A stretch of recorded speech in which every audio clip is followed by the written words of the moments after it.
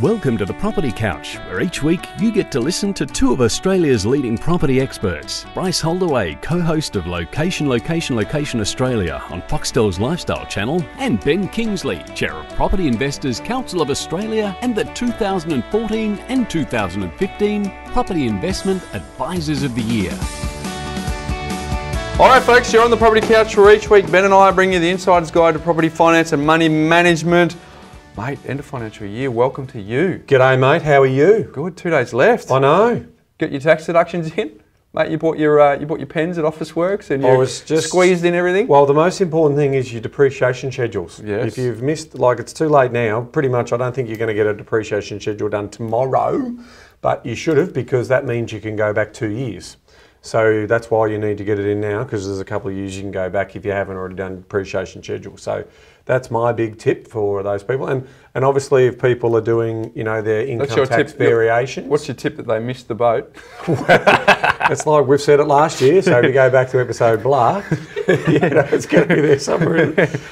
What's some other tips? So obviously you can start planning for your income variation for next year. That's the critical one, because that's money going into your offset account. And small business owner, Ben, go and spend 20 grand. No, don't go and spend $20,000. Under 10 million, go and spend 20 grand. You've got to have a return on investment, please. What other good little tax tips that we normally say? So if you've got repairs and maintenance, maybe you'd be buying those and get your receipts over the weekend at Bunnings, or a little plug for Bunnings. Full disclosure. Mate, the weekend will be too late. Well, you're going to get them to backdate the receipt if it's the weekend. No, Saturday is the 30th. Oh, isn't it? good call. Thank you. Good call. See, you guys are all someone needs to know the date around here. How do you work with this talent, I don't believe these. Hey, a couple of things. Yes. Full house. Full house. Yeah. Sold out. Yeah. Okay, Melbourne live. Sold out. Oh yeah, thank you. It's exciting. It's exciting. We are going to get to meet a lot of couches. And the other big news of the day is Germany. You're out. World Cup gone. One of the favourites. Big call. Good on you, South Korea. There we go. Shout out to all the Germans listening. They won it last time, so I mean, you can't always have it in your own favour. So Ben, just a quick shout out for anyone who's interested in joining Empower Wealth. There's a couple of things. A client property strategist in Sydney, someone who likes to talk to people about buyers agency services, and also concierge, Ben. It's a customer service, customer client management role. So if you feel like that's you. We're not going to labour on it, but yes, our Sydney business is growing, but we also need someone down in Melbourne. So if that's you, info@thepropertycouch.com.au, that'll make its way to Ben and I. We'd love to have to chat to you. Hey Ben, we're at the pointy end of the book. We are at the pointy end of the book. So there's last shout out really. Yep. Because people have been sending us some money hacks and we've got a few. So Brilliant. For those who've sent it in, I've seen them. Thank you. Good. Last chance, Ben. It's like the end of financial year. You've got 2 days. You haven't got long. If you've got a money hack you want to send it through. We also want to know, Ben, if you have implemented the Money Smart system, where are you most vulnerable? Where it's a rules-based system, but where do you feel most compelled to deviate from the script? We want to know. It's actually going to help us. And if I can do one quick, I'm also building all of the case studies in there. If you're interested in a type of case study, whether it makes the book or not, it'll certainly make our training and podcast down the track. So if you've got an example of, so just to give you a quick idea, we've got people who are in credit card troubles. We're going to have people who are saving for a deposit. We're going to have people who are paying down a mortgage. We're not going to go right into the property space because that's the armchair guide, but because it's a prequel book. But if there's any other sort of scenarios that you want us to look at from a case study point of view, how Money Smart's can help you, we'd love to hear from you as well. So send that in and let us know, because we're getting close, Ben. Beautiful. And the last thing, floss dance, Ben. What's that? Floss dance. You and I did it last week. Oh, that silly little dance. Now, if anyone hasn't seen it, you've got to go and see us on Facebook. Ibis, it would be fair to say Ibis didn't tell us she was going to post that video. No. So we thought it was internal use. It's now gone out. So if you haven't seen viral, has it? If you haven't seen us look ridiculous, check it out. But Ben, even my mother apparently has made a comment. Your mother's made a comment. Thanks, Mum. But the thing is, I reckon you're best on ground. Seriously, some of those moves that you pulled off, stiff as a board. Someone's made a comment. They're worried about your back. So well, it's not fused, but it's not bad. Not far from it. But here's the deal. Jack and Harry, your sons, came in yesterday. We're chatting with them, and and Harry gives me a little lesson, little tuition, right? And I said, "Oh, your old man looked like you're in a '70s disco, didn't he?" And he just laughed. But then what I found really funny is about 2.5 minutes later, you started doing. He was teaching us. You tried to do the floss technique. Dad, you look like you're dancing at a '70s disco. so not only my 6-year-old, that's pretty good for him. Yeah. So not only could you not nail it, but your son was quite happy to heckle you, which I found quite amusing, just quietly. Beautiful. So what are we doing today? Moving right along, is it? Moving right along, is it? Hey, your Mindset Minute is from listener Ben. This is from a listener. Love it. So I encourage people to go on to SpeakPipe, but this one was written into us. Yes. And this is from Lisa, who's a long-time listener. Beautiful. And she said, this is the signature of my personal email. There are 2 ways of exerting one's strength.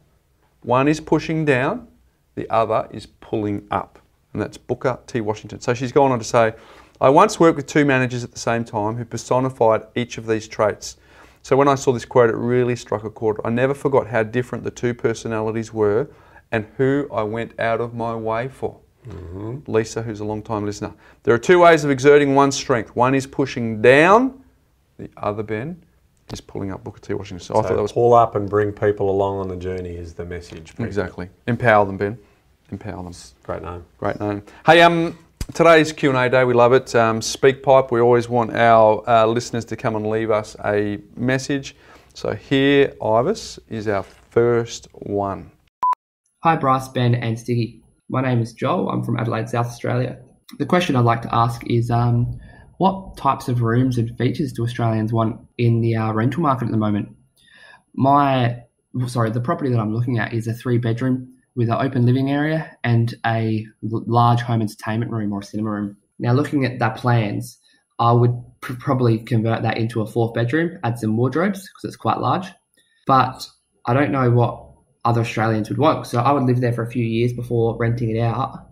But I don't know, would Australians prefer the 4th bedroom or would they prefer to have a home living area, activities rooms, stuff like that? So any input would be great. Thanks.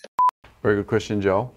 I always say the first thing, Ben, is my number one rule within looking at something like this is context. What's the context for the suburb? Right? If you've squeezed in a 4th bedroom and it's meant a very tiny living area and there's only 1 bathroom and the rest of the suburb provides you much better options than that, you've really limited your market. But ultimately, I took this from Bernard Salt. He wrote the book The Big Shift back in the 90s. I read that. And he goes, Australians, it's not a Manhattanisation. We value space. Whenever we have a public holiday, we get the kids in the car, we drive to nature, we go to the bush, the beach, whatever. So we value space.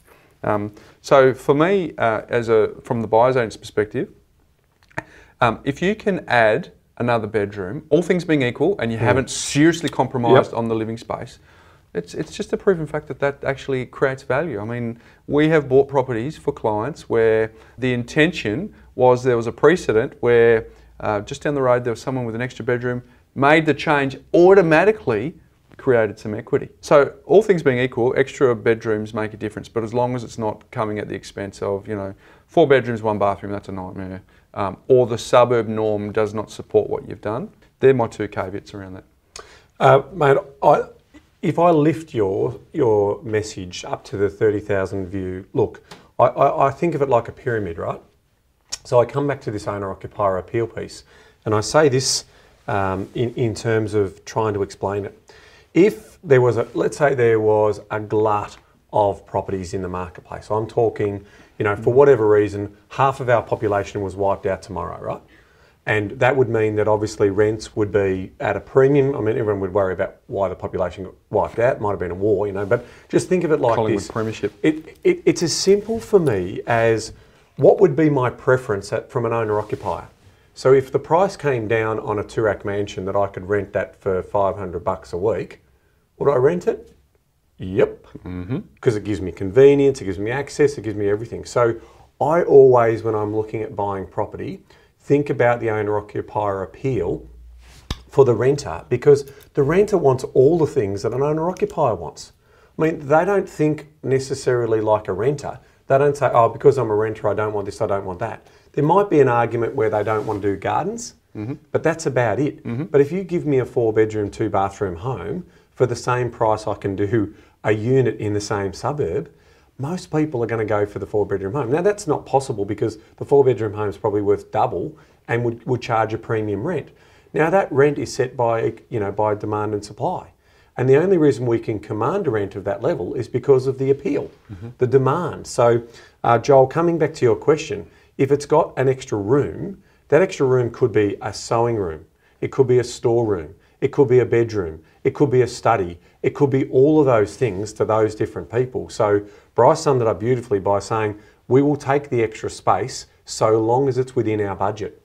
Okay, and if you do get that extra space, you do get a little bit more extra rent because you're providing more dwelling accommodation. You're providing more,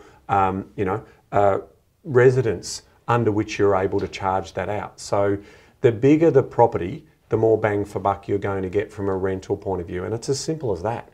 So don't try and get too caught up in, oh, this is perfect for a single person with a dog, or this is perfect for a couple who are studying at university. Or it's like the more rooms and the more bathrooms you've got. The big caveat for me, I always try and say, if you have to go and settle for an apartment, try and make sure that the toilet is outside of the bathroom. People think about that stuff. They think about the fact that if someone's got a stomach ache or whatever, but they've got to have a shower to get to work, they can't go in there because someone's ill on the toilet, right?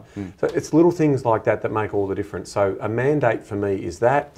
Including if you're buying a 1-bedroom apartment too, Ben. Totally. Because imagine if you've got friends over for dinner and they've got to go through your bedroom to actually go to the toilet. Yeah, and I like if I'm looking at an apartment, I like apartments that really are more than 55 square metres in size because I want sort of a dining area. I want an area that I can put a table to sit down that's not in my living room, then I've just got to sit on my sofa to watch the television.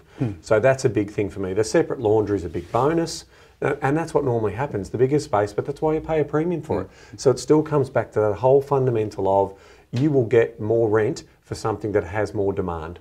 Simple. Yeah, the message here is don't overcomplicate it, isn't it? It's if you can move something from a 2 to a 3-bedroom, that's got enormous power.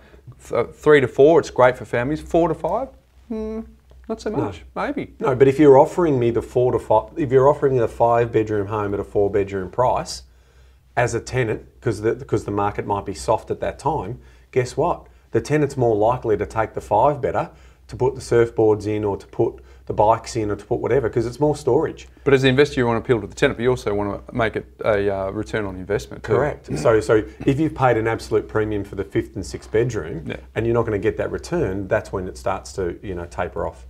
Good question. We appreciate that, Joel. Thank you. Hopefully that's helped. Let us know. Send us an email. Let us know if that hit the mark for you. All right, here's one from Matt. Hi guys, it's Matt from Canberra via sunny London here. First, I can tell you our land tax and architecture in Canberra here is just to make sure that not too many of you in those other capitals turn off the Hume Highway and discover Australia's best kept secret. So thanks so much for helping keep our secret safe there. My question is about the banks and they're having to assess us against increasingly restrictive assessment criteria. But do they have to do that when you're applying for non-mortgage lending? The Money Smart system is best with a nice big credit limit with maximum interest-free days. And there's sometimes great deals on car loans that are cheaper than the interest saving on our offsets. This is often still with APRA regulated providers, but do they only assess you against the lending criteria for that lowest common denominator essentially when you're applying for a mortgage versus non-mortgage finance? Do they have to assess you against the same criteria for their other products? Thanks guys for everything you do. A big shout out to Joel and Liz there, and go the mighty Fighting Hawks. It's going all right until he said that last bit. The Hawks. Via London. Yeah, nice. Interesting, our nation's capital over to the Queen's home, the head of state for this great nation. Hey mate, you're the mortgage broker of this duo. What do you think? Well, there is tightening happening, Matt. There's no doubt about it. I mean, we've seen evidence of car dealerships getting in all sorts of strife around credit that they were providing and the incentives associated with that. So one could argue that it has been easier to get personal lending and certainly credit card lending. And I would still argue that on balance, there would be it's easier to get a smaller amount of money from a bank, okay, than what it is to now get hundreds of thousands of dollars from the bank. So you know, is there going to be a flow-on effect from the Royal Commission in terms of all sorts of credit? Yeah, I think there will be. But I know that when you know, some loans that you apply for, you get an automatic credit card which has a minimum $5,000 limit on it. So you're asking yourself, have they factored that into the servicing calculators? Because we do know that they factor that in. So I think as those limits would increase, whether it be store cards, credit cards, personal loans, overdrafts, I definitely feel that the application process is easier. I feel that the way in which they vet that information is less stringent than what they're doing now on mortgages. But will that last forever? Well, we saw what happened in the car dealerships, as I just mentioned a minute ago. The interesting one for me is Matt was saying that most of those sort of car loans might be cheaper than the banks. There might be rare occasions that are basically an APRA authorised lender would have car loans and personal loans cheaper than mortgage rates, considering that they're technically unsecured lending. But we absolutely know that the Toyota Corporation and some of the big dealerships have offered incredibly attractive car loan rates of 0% to 1% to 2%, and they are being funded through, you know, their corporate entity, as opposed to, you know, their finance division, as opposed to, you know, that money coming through the traditional banking sector. So, but they want a return on that too. So they're going to do some sort of level of credit check. And I think this is all going to play out over the course of the next 2 or 3 years once open banking comes through. And I think our credit records and our credit files are going to be really, really important moving forward, because there's going to be so much more information on our profile than there ever has been around our ability to manage money. All right, be a good mortgage citizen. Be a good money citizen, sorry, is the message. That's the message. So hopefully that's helped, Matt. Let us know. Now, Ben, this next one is from Francis. Now, we shouted out to Francis a couple of weeks ago. He and his wife drove down. Oh, yeah. G'day, Francis. How are you? From Brisbane. So this is his question. And we have had a variation of it before, but I've got to say I get lots of emails around this. You do too. So it's obviously a key topic. So let's have a look and see if we can address that. Hey Bryce, Ben and the Stig, thank you guys so much for doing the Property Couch podcasts. It's honestly changed my life. I've been listening since day one and I've cut 3 laps of the first 100 episodes. So yeah, I consider it to be my lifeblood in many ways. I have a question regarding getting into the industry. I've already done a real estate registration course and another online course, which is actually talking a lot about becoming a buyer's agent. But I suppose, would you consider the QPIA course to be in the top 3 courses someone should do if they're transitioning out of a career into the property investment space? Also, would there be any other courses you think could be essential or beneficial for someone who wants to get into the industry? I think the answer to this question could really help a lot of people who sort of don't know where to start. So Ben, I remember Tim Ferriss was telling me the story about how when he was unknown, he wanted to get in touch with some of the big players. Everyone was trying to get time with these guys and they were doing it through sort of stock standard channels and they were too busy. Yeah. So what he decided to do is volunteer at an event where he would go and pick the speaker up from the airport and drive them from the airport to the venue, and clearly ask some clever questions and got to get some incredible insights, because where else do you get the attention of some of these people who've got some incredible insights outside of that little journey? That's right. It was super time. Looked a bit outside the square. Yep. The reason for telling that story is, for people who, because we get a lot of career changes here, they reach out to us and say, love what you're doing, want to make a difference, but I'm going down this path over here and now I want to pivot and do that path. And it's actually quite a big pivot. So, because he's obviously asking about courses and qualifications, but it's about technical and it's about practical. And the way that you get practical is try and get in touch with my advice would be to try and get in touch with a buyer's agent or a property investment advisor and give up some of your time, i.e. drive from the airport to the venue, where you're adding value to someone and just learning the real world stuff that comes with it. Because making a change, if someone was to want to be a buyer's agent, I always say to them, sure, that's great, you can have the passion. But at the end of the day, there's going to be a client on the end of the phone, you're charging them a fee and they're relying on your expertise. You can't practice with a client at that point. You have to be ready. Like there's no grace.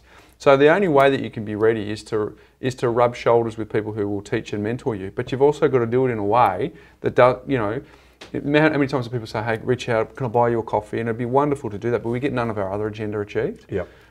So you've got to find a way, Francis, and you can talk about the people course shortly, but and I had a good chat with Francis at the venue. He's got to get around people where he can absorb and take on their message without it being a burden to them, where he can learn on the run, on the fly, what the experience takes, and match that up with some of the courses. Because you can do all these courses, but at the end of the day, you need to have that life experience, you need to have that actual experience for a client to have confidence in you, that you're able to guide them down the path that they want to be guided in. There's no doubt it's the 2 steps back to go forward. So in investing in property, a lot of people think that just because you bought a couple, you've got a lot of knowledge. My first 10 years was a student. And putting all the pieces together. So it took me 10 years, in my view, of every weekend going to, I've been to probably 1,500, 2,000 auctions, walking through literally, thousands of properties, 20 on most weekends, for weekend after weekend, I reckon I've done that for maybe 250, 300 weekends over that journey. So you've got to put the legwork in if you want to get that in-field skill. Matt's a good example in our business here where, he did approach a successful high-profile buyer's agent and, spent the time, got in the car. Frank Delancic, Frank, we've had him on the podcast. He asked, and Frank was kind enough to give him a day in the car on a Saturday. Now that's really valuable. Added value didn't become a burden. Correct. And because if it's too hard to mentor someone if they're not adding some value to, because you're just moving at such a fast pace. Now you're going to get, we do get approaches and sometimes we're not available to do that. So the challenge is, but on my career, I wanted a formal qualification in behind what I was doing, right? So my tourism career lasted me for 10 years and I've now been doing property for over 20 years in terms of what that looks like. So the story there is the QPIA course isn't necessarily a mind-blowing course. It'll solidify a lot of the good things that are base load foundation stuff that you need to understand. And the most important message that's going to come out of a course like that is in the best interests of the client. Yeah. Because there are a lot of people in the property space who have a one-trick pony. They only know one way to do it. And they think they build their career on the basis of one part of a cycle, and they think that this is indefinite, and they go and ruin people's financial futures.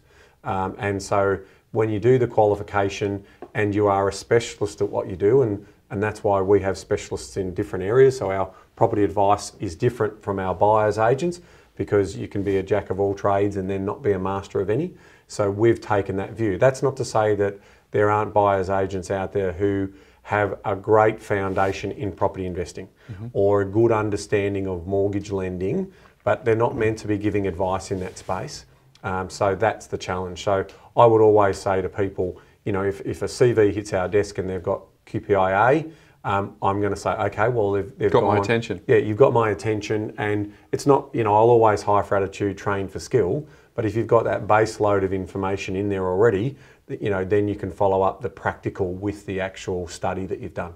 In terms of being a buyer's agent, Ben, I always say there's 4 things that you do. You've got to clarify, find, assess, negotiate. So if you think about those things, if you're in charge of looking after a client, you've got to clarify. So you've got to have the skills to be able to understand, put them as the hero, not yourself, and pull out of them exactly what you need to get done so you can clarify.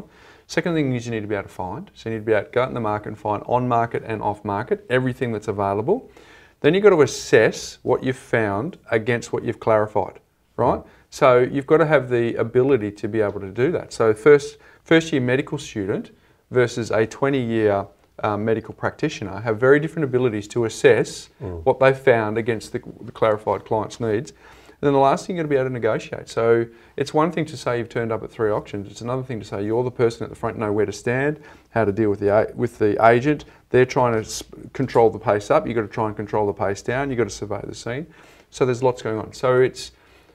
And what I'd also say is part of our team, Ben, we've got listing agents who have come and seen the good side. They've left the dark side. But I can assure anyone who's listening that those listing agents don't get a phone and a desk and a client straight away. No way. They come in here because if I go clarify, find, assess, negotiate, I'm confident they can negotiate, otherwise they couldn't have been a listing agent. And I'm confident that they can find, because they've had to go and find.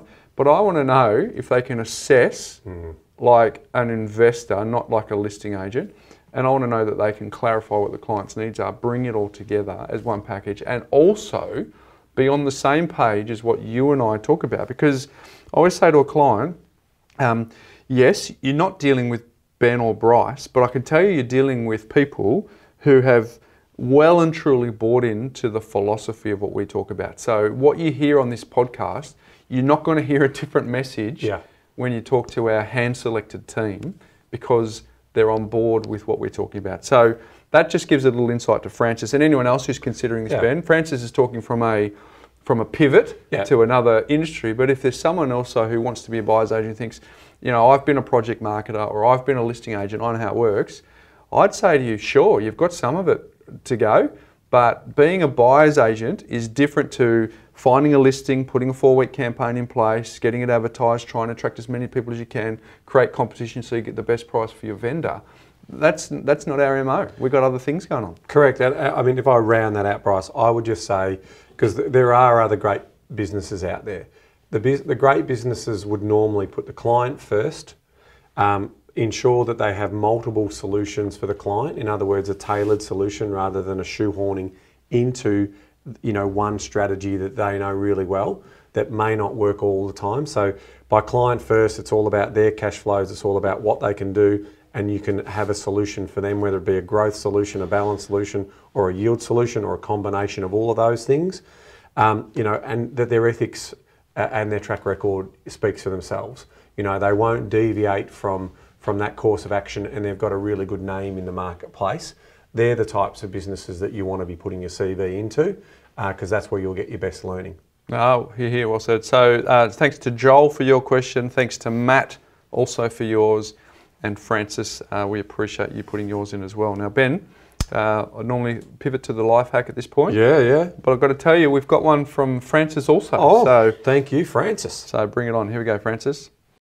Also, I have a life hack. When you jump into a hire car or a new car of any kind and you don't know which side the fuel cap is on, have a look at the fuel gauge and you'll see a little arrow pointing to the left or to the right.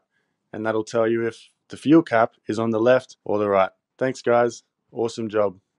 Good tip, Ben. So around, you know, it's either the little Bowser or the little arrow, but... My lovely wife taught me that one. Did she? Yeah. She said, oh, isn't there a little arrow on your fuel thing? When we're driving a rental car and I'm coming into a fuel, I've gone, what do you mean arrow? I can't see outside. I mean, no. She goes, no, next to the little fuel tank, there's a little arrow that points to which side. Oh, that's great. So if you rent a lot of cars, Ben, you get to the airport, you have to quickly, frantically put the fuel back in. There's a good tip there from Francis, which was terrific. So thank you to everyone. As I say every time, Ben, if you leave us a SpeakPipe message on our website, straight to the top of the pile, because we'd love to. It's the People's Podcast. We want to share that. Ben, did you know?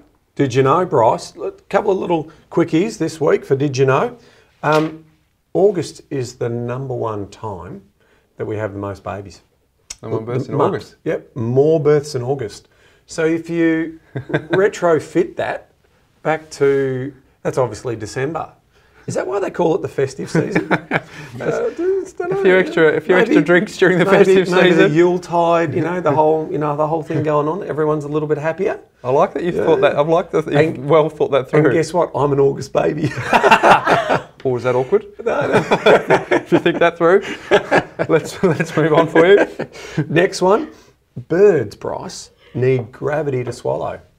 They don't have any of the muscles to move the food down, so they've got to be upright and let the food go down. That's interesting, isn't it? It is. Yeah, so birds need gravity. Most birds need gravity to swallow. Surprised you didn't link some magpie reference in there. Wow, no, well, we keep swallowing premierships. They keep choking. No, you don't have a problem choking, though, do you?